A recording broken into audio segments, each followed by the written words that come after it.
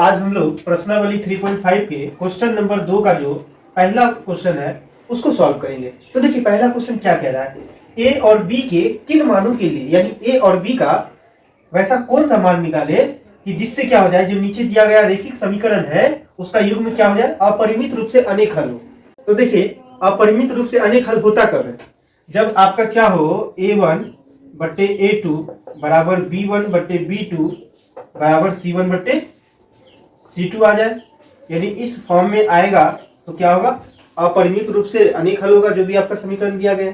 तो सबसे पहले क्या करते हैं हम लोग, समीकरण देखते क्या दिया गया है। तो देखिए यहाँ पे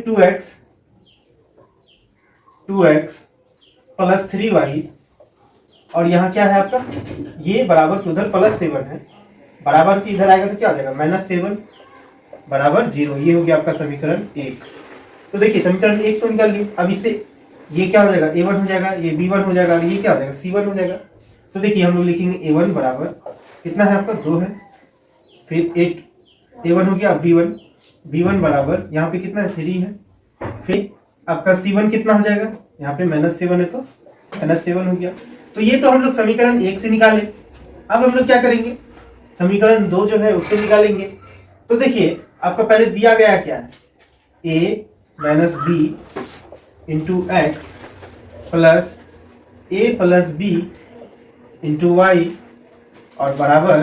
तो देखिए बराबर की इधर क्या है, प्लस, जो प्लस में रहेगा वो इधर आएगा तो माइनस हो जाएगा। कितना हो जाएगा, ये इधर अगर प्लस 3a है तो इधर आएगा तो क्या आ जाएगा -3a। उसी तरह से यहाँ पे क्या है माइनस बी प्लस बी है तो इधर आएगा तो क्या आ जाएगा -b हो जाएगा।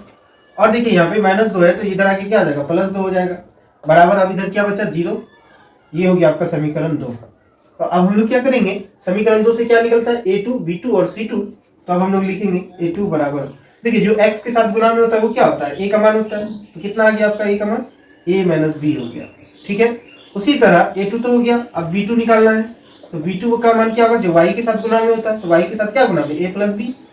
तो a प्लस b जो हो गया ये आपका क्या हो गया, b2 का मान हो गया। अब देखिए c2 बराबर क्या हो जाएगा, तो जो स्वतंत्र यानी अकेला होता है, तो यहाँ से यहाँ तक क्या अकेला है, तो ये किसका मान हो जाएगा, c2 का मान, यानी -3a माइनस b और प्लस आपका 2 जो है ये c2 का मान हो गया।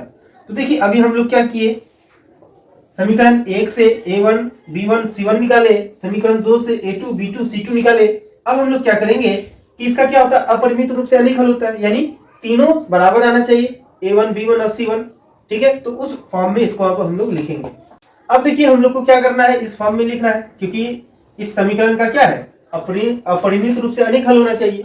तो देखिए अब हम लोग बराबर करते हैं। तो देखिए a1 का मान कितना है, a1 का मान 2 है तो 2 लिख दी, बटे a2 का मान कितना है, तो देखिए a माइनस बी है तो a माइनस बी लिख दी, बराबर b1 का मान कितना है, तो देखिए b1 का मान 3 है, बटे b2 का मान कितना है, a प्लस बी है।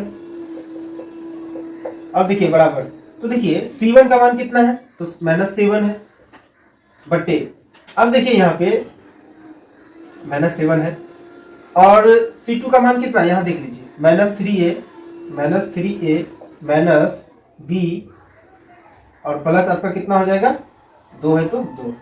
देखिए इस फॉर्म में अब हम लोग लिख दिए। अब हम लोग क्या करेंगे, ये तीनों तो एक दूसरे से क्या है, बराबर है। तो क्या करेंगे इसको, यानी जो आपका a1 बटे a2 और b1 बटे b2 ये दोनों को बराबर करेंगे, ठीक है। तो क्या लिख सकते हैं, 2 बटे a माइनस b। देखिए क्योंकि ये दोनों एक दूसरे से बराबर है इसलिए हम लोग क्या कर रहे हैं, इसको इसके बराबर कर रहे हैं। तो क्या लिख दिए, 2 बट्टे a माइनस बी बराबर क्या लिख देंगे, 3 बट्टे a प्लस बी। अब देखिए क्रॉस मल्टीप्लीकेशन हम लोग जानते हैं कि इस फॉर्म में जब भी रहता है तो हम लोग कोना कोनी गुना करते हैं। तो देखिए 2 को a से गुना कीजिए तो क्या आ जाएगा 2a प्लस 2 को b से गुना कीजिए तो क्या आ जाएगा 2b, देखिए बराबर।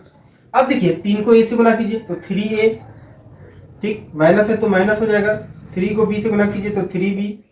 अब देखिए सॉल्व कीजिए। अब हम लोग क्या करेंगे कि a वाला को एक तरफ कर देंगे, b वाला को एक तरफ कर देंगे। तो 2a है तो 2a, ये देखिए 3a इधर प्लस में इधर आएगा तो -3a बराबर, यहाँ देखिए पहले से -3b है, ठीक है।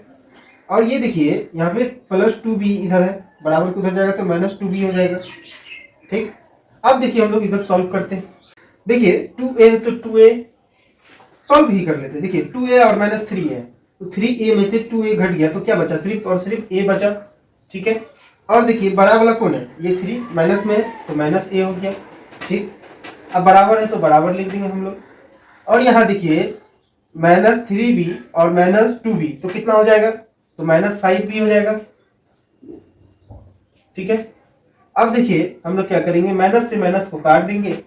ये देखिए b इधर अभी गुना में उधर जाएगा तो क्या हो जाएगा, भाग, यानी a बट्टे क्या हो जाएगा इधर b बराबर क्या हो जाएगा 5। देखिए ये गुना में था ना तो इधर आए तो भाग हो गया। अब देखिए इसके नीचे कुछ नहीं तो कितना है, 1 है।